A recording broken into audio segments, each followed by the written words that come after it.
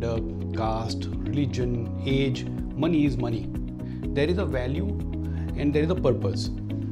However, different people approach money differently, so their response to money or money matters could be different across gender. Men may look at money in a different manner and women may look at it in a different manner. That is possible. But as far as money is concerned, money is absolutely agnostic. Having said that, there are cultural issues which impact the way men and women may deal with money. And there could be cultural issues with respect to the way somebody has grown up in a family environment or an urban versus rural setting. So these are the differences, but mostly the responses could be different because of these reasons. Money doesn't really bother whether you are a man or a woman or whatever.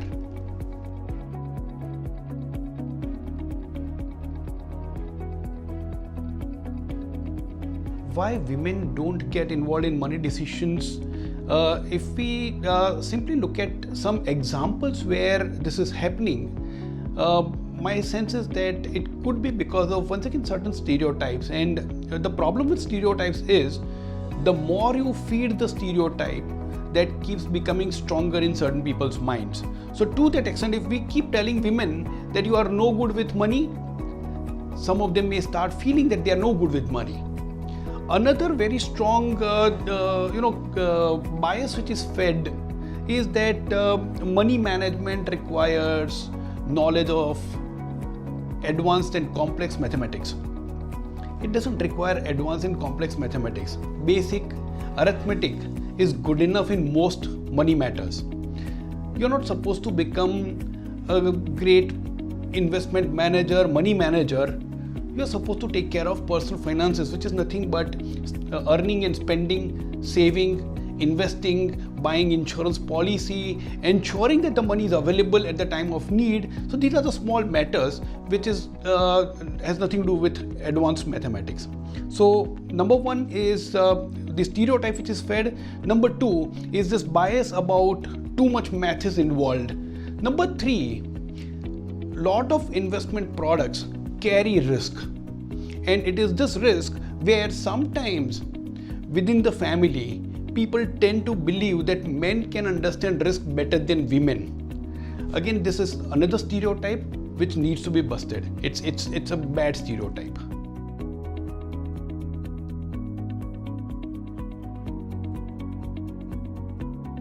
When it comes to the ability to take risk, it may be incorrect to generalize because there are different types of risks and different risks that people keep taking. Just to take a slightly different analogy, the biggest danger, the biggest risk in any house is fire and electricity. And women deal with these two more often because they work in the kitchen. Again, I don't want to use the stereotype, but let's say at least in my family, my wife spends more time in kitchen than I do. Isn't that a risk? But we often only look at money related risk as the risk because we come from that financial background. The reality is there are various areas in life. Women take certain risks, men take certain risks. It's impossible to generalize who's more risk averse or who's more risk seeking.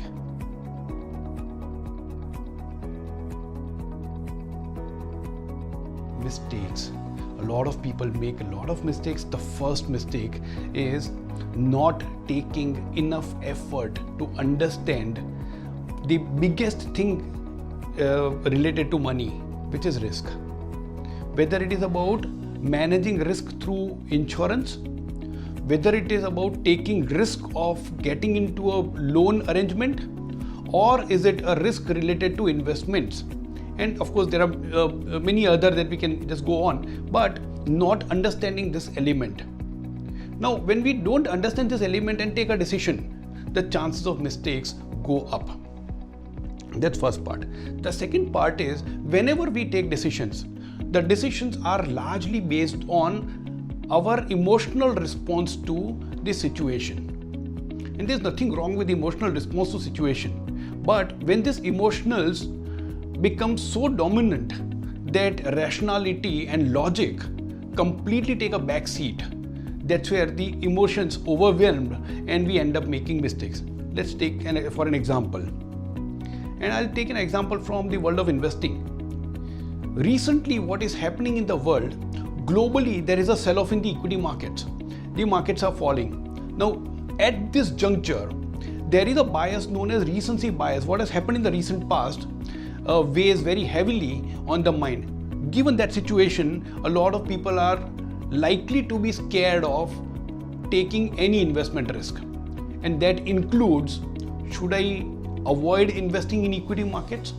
Should I take my money off equity investments? Should I stop my SIP? These are the mistakes that people tend to make. This is just one of the examples. On the other hand, the other extreme could be when the markets are on a roll, there is a bull run, the prices are rallying. In that situation, if I had invested at an earlier lower price and the value of my investments have gone up, I may become overconfident about my abilities to understand the subject, though there is no contribution from my side except for staying invested. It's the market which has gone up. And that overconfidence also leads me to taking higher risks without proper respect being given to the investments. So that's where mistakes happen. Now, are these mistakes gender specific? No. This can happen to anyone of any gender. But one thing that I would like to highlight out here, which is about the emotional responses, is where the stereotypes which are discussed a lot, that women are risk averse, women don't understand finance, women don't understand mathematics, whatever be the case. These are bigger risks that one should be wary of.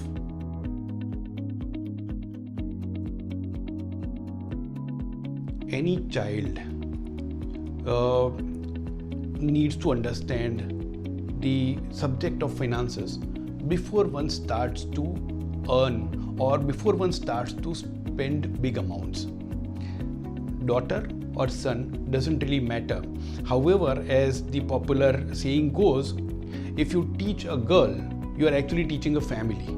So from that point of view, empowering the girl child with financial education is extremely important. Having said that, let's look at what kind of an advice that I would like to give my children, and something that I've done with my daughter. The whole subject of money management or personal finance management is all about spending money at some point in time, whether it is now or sometime in future. So if it is all about spending money, understanding this part, spending, and the impact that it can have on our life is critically important. How much money are you spending for what purpose? So the purpose has to be known. The moment we talk about the purpose need to be prioritized. There are certain things which are our responsibilities or needs, and there are certain things which are dreams and wishes. Now, dreams and wishes can wait. Needs and responsibilities cannot. That's number one. Number two, in terms of timeline, the expenses have to be categorized. So some are immediate term expenses, some are short term, some medium term, some long term, and some would be intergenerational. So what I earn and save today, the chances are that I'll pass it on to my next generation and they'll spend it. So number one is priority, number two is timeline. Once you've done that, now start teaching your children, and which is what I did with my daughter also, the basic things. When we had to take a decision about her college education, we sat down together and I opened my entire financial statement in front of her. I said, this is my financial situation and this is the kind of expenses that we are looking at. I am ready to spend on your education because according to me, that's my responsibility. Having said that, please understand the amount of money that we are ready to spend on your education is so much percentage of my net worth. So please understand the responsibility that you are taking. It's not that I am spending because it's my responsibility and you are free. Sorry, every responsibility has something to do with counter responsibility. And to that extent, understand that this is the amount of money that I'm willing to spend. Don't waste that money. That's your responsibility. So these are just some of the lessons that you really do in a day-to-day basis when the situation arises.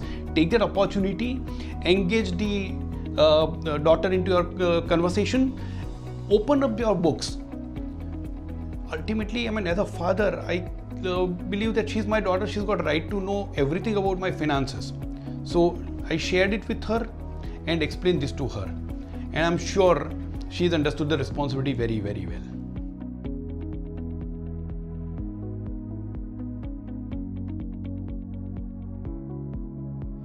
So I grew up in a family where women outnumbered men. And I was very close with my mother as well as my grandmother.